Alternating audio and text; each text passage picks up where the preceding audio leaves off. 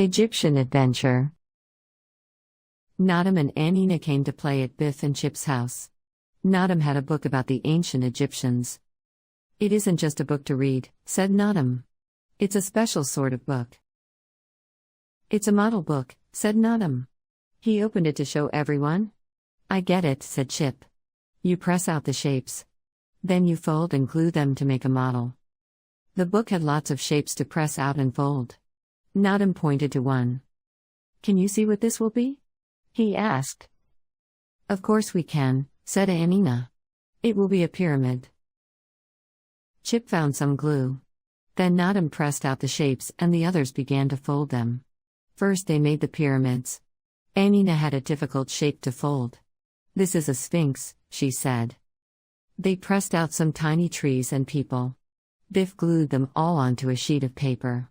It made a scene of ancient Egypt. The children were pleased with it. "I'm really pleased with the Sphinx," said Anina. At last the model was finished. It looked so good they called Mum upstairs to have a look. "What a good job you made of it," said Mum. "I like the pyramids and the Sphinx." "The Sphinx was hard to make," said Anina. Floppy ran into the room. He didn't see the model on the floor and he trod on it with his big paws. He knocked over a tree and crushed the Sphinx. "Oh, Floppy!" everyone yelled. Floppy looked unhappy. He knew he had upset the children. "Never mind," said Chip. "It wasn't Floppy's fault. The Sphinx looks even better than before." Suddenly the magic key began to glow. The key took the children back in time. It took Floppy too. "It's not my day," thought Floppy. "First, I get into trouble. Now, it's a magic adventure." The magic took them back to ancient Egypt. They were standing by a pyramid. The pyramid was still being built. Far off they could see 2 more pyramids. "This is amazing," said Nadim. "I didn't think the pyramids were so big." Some people were pulling on long ropes.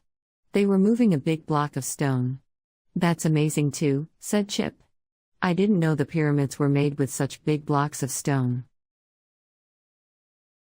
"Look over there," gasped Anina. She pointed to a huge stone sphinx. "Let's go and look at the sphinx," she said. They all began to run towards it. Floppy didn't go with them. He had seen a cat. The cat hissed at Floppy. Floppy couldn't stop himself. He chased it. It leapt onto some blocks of stone. Floppy jumped up too, but the cat was too fast for him. Biff saw Floppy chase the cat. She called to the others. They all went back to get Floppy, but he was stuck on the blocks of stone. He couldn't get down. "Oh, Floppy! You silly dog," said Biff. The children looked up at Floppy. "He's a long way up," laughed Nadim.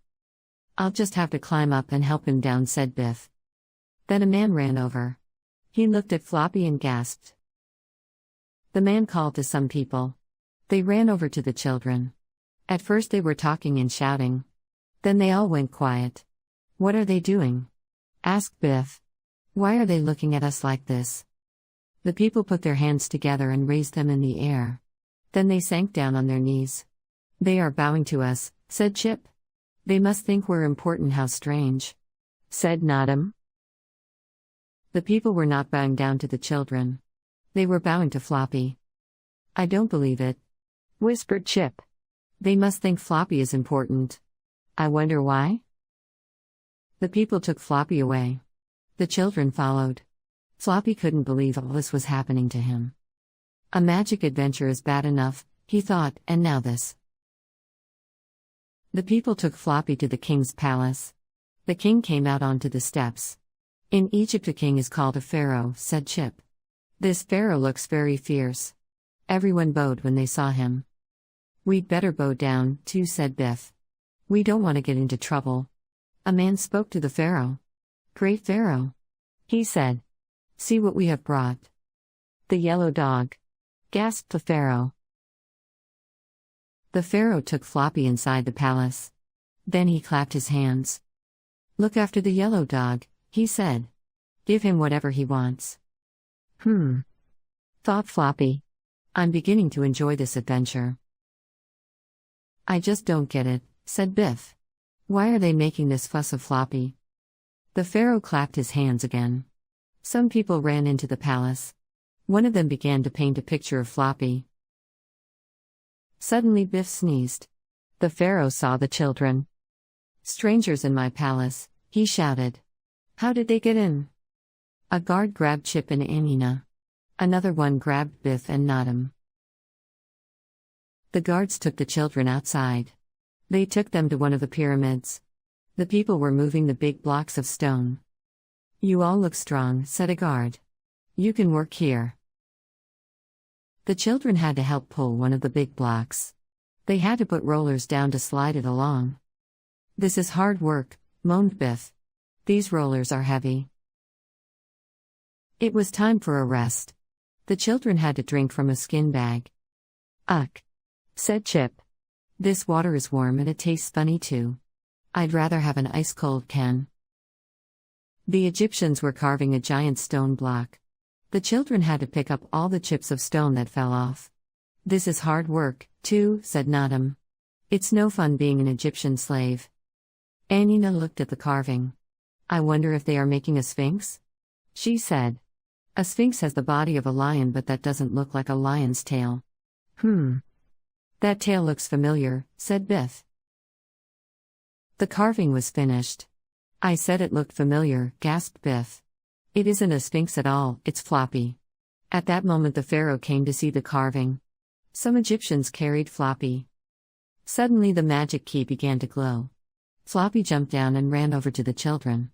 Come back, yellow dog, called the pharaoh. I'm glad it's time to go, thought Floppy. It was all getting too much of a good thing. What an adventure, said Nadim. I didn't like being an Egyptian slave. Anina picked up the model sphinx. A sphinx has a lion's body and a man's head, she said. But this does look a bit like Floppy.